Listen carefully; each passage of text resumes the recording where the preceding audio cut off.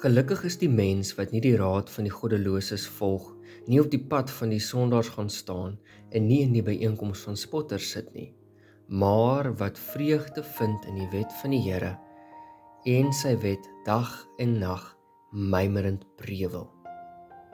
So iemand sal wees soos 'n boom geplant langs watervore, wat sy vrugte op sy tyd gee en waarvan die blare nie verdor nie. Alles wat hy aanpak gedei. So is die goddeloses nie.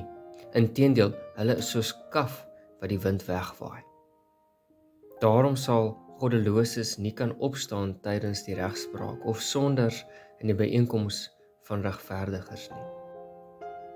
Ja, die Here dra sorg vir die pad van die regverdiges, maar die pad van die goddeloses loop dood.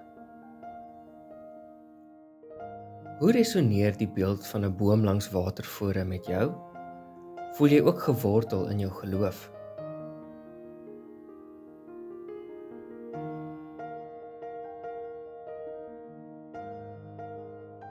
In 'n wêreld vol versoekings en uitdagings, hoe vind mens vreugde in die wet van die Here?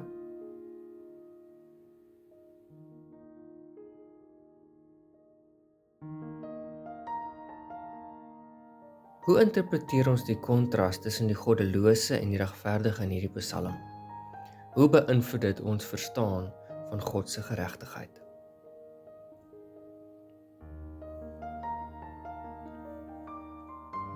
Kom ons bid saam.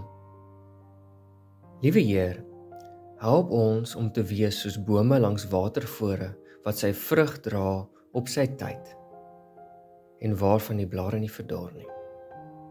Ons is jammer as ons soms afdwaal op die verkeerde paaie en as ons besig hou met verkeerde dinge. Help ons om vrug te dra en te lewe vanuit die kragveld van die Heilige Gees. Amen.